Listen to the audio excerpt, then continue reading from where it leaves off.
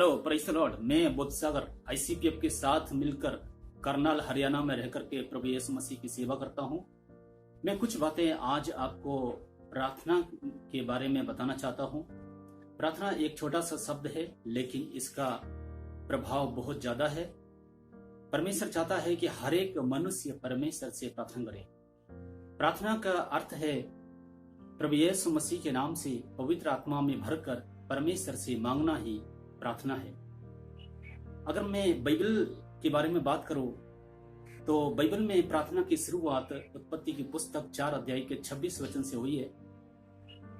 आदम के तीसरी पीढ़ी एनोस के समय से मनुष्य ने परमेश्वर से प्रार्थना करना सीखा। जब मनुष्य चारों तरफ से निराश हो जाता है और चारों तरफ से उसे असफलता हाथ लगती है, तब वो परमेश्वर से प्रार्थना करता है। और परमेश्वर भी इतना दयालु है कि वो मनुष्य की प्रार्थना को सुनता है। डॉक्टर जब लाख कोशिश करने के बाद भी रोगी को बचाने में असमर्थ हो जाते हैं और फिर वो कहते हैं कि इस रोगी को अपने घर लेकर जाओ क्योंकि इसका बचना बहुत मुश्किल है, और उस रोगी को अस्पताल से छुट्टी दे दी जाती है और वो घर चला जाता है। लेकिन जब उसी रोगी के लिए परमेश्वर से प्रार्थना की जाती है और वो रोगी ठीक हो जाता है। एक ऐसी जवान बहन जिसका नाम कविता था, जिसको ब्लड कैंसर हो गया था और रोहतक, दिल्ली, चंडीगढ़ के बड़े बड़े अस्पतालों में इलाज कराने के बाद भी जब वो ठीक नहीं, डॉक्टरों ने बोला इसको घर लेकर जाओ, 2-4 दिन इसकी सेवा करो क्योंकि 2-4 दिन के बाद ये मर जाएगी। उस लड़की को घर लाया गया और जब घर में आने के बाद प्रभु के दास के द्वारा यीशु के नाम से उसके लिए प्रार्थना की गई और वो लड़की कंप्लीट बिना दवा खाए 2 महीने में पूर्ण तौर से ठीक हो गई और ब्लड कैंसर हमेशा के लिए खत्म हो गया।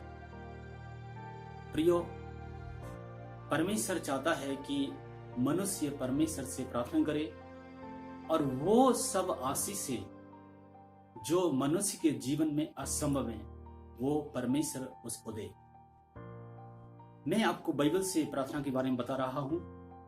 परमेश्वर ने एक नगर जिसमें 1,20,000 लोगों से भी ज्यादा लोग रहते थे, जिसका नाम था निनवे, उसको नाश होने के लिए परमेश्वर ने ठान लिया था।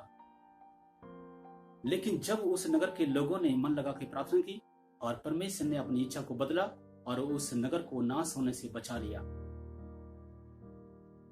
जब यीशु मसीह को पकड़वाए जाने का समय नजदीक आया, उससे पहले यीशु मसीह अपने चेलों को गतसमनी नामक जगह में ले गया और वहां चेलों को कहा कि तुम यहाँ बैठो और प्रार्थना करो। और यीशु मसीह थोड़ी ही दूर जाकर के अकेले में प्रार्थना करने लगा। और जब थोड़ी देर प्रार्थना करने के बाद वापिस आया तो देखा चेले सो रहे हैं और कहा कि तुम उठो और प्रार्थना करो। यीशु मसीह दोबारा से फिर थोड़ी देर प्रार्थना करने के लिए अकेले में जाता है। वापिस जब आके देखता है यीशु मसीह, ये चेले फिर सो जाते हैं और यीशु कहता है कि तुम जागते हुए प्रार्थना करो ताकि तुम परीक्षा में ना पड़ो। यीशु मसीह तीसरी बार प्रार्थना करने जाता है। तीसरी बार जब थोड़ी देर प्रार्थना करने के बाद वापिस आता है और फिर देखता है यीशु के चेले सो रहे थे, वो अचानक जाग जाते हैं और यीशु मसीह फिर उनको कहता है कि अब तुम सोते रहो। प्रियो, 2 बार यीशु ने चेलों को प्रार्थना करने के लिए कहा, लेकिन तीसरी बार कहा कि सो जाओ। उसका मतलब है कि प्रार्थना का एक अवसर होता है, ठीक समय पर प्रार्थना करना जरूरी है। अगर ठीक समय पर प्रार्थना नहीं हुई तो प्रार्थना कारगर नहीं होगी, परमेश्वर उस प्रार्थना को नहीं सुनेगा। प्रियो, आज भी कुछ ऐसे समय है हमारे देश में, ऐसी परिस्थिति बनी हुई है कि हम सब जानते हैं हमारे देश में, दुनिया के सभी देशों में कोरोना नामक भयंकर बीमारी चली हुई है जिसका कोई इलाज आज तक नहीं मिला है। साइंटिस्ट और डॉक्टर्स हर रोज सर्च कर रहे हैं कैसे भी इसका ट्रीटमेंट मिले, लेकिन अभी तक कोई हल नहीं निकला।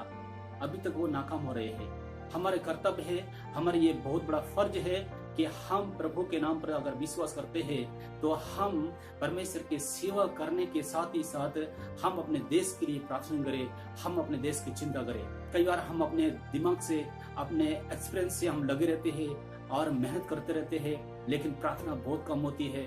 इसीलिए फिर हमें बहुत सारी समस्याओं का सामना करना पड़ता है और हमारे जीवन में वो सेवकाई प्रतिफल या फिर हम अपने आशीष का प्रतिफल नहीं देख पाते। परमेश्वर चाहता है कि हम अपने कार्य के साथ ही साथ प्रार्थना करें ताकि प्रभु हमको भी आशीष दे और हमारे देश को भी आशीष दे। बाइबल में प्रार्थना के बारे में हम बहुत प्रकार से पढ़ सकते हैं। बाइबल में एक परमेश्वर का दास एलिया जो हर समय प्रार्थना करता था। लूका की पुस्तक में अगर हम पढ़ेंगे 21 अध्याय के 36 में, वहां पर भी परमेश्वर कहता है कि जागते हुए हर समय प्रार्थना करो। दाऊद कहता है जनसंहिता 55 के 17 में कि मैं 3 बार प्रार्थना करूंगा। प्रियो, मैं आपके सामने एक सवाल रखना चाहता हूं कि आप कितनी बार प्रार्थना करना चाहेंगे? क्या 3 बार, क्या 2 बार? मैं चाहता हूं कि आप ज्यादा से ज्यादा प्रार्थना करें। God bless you.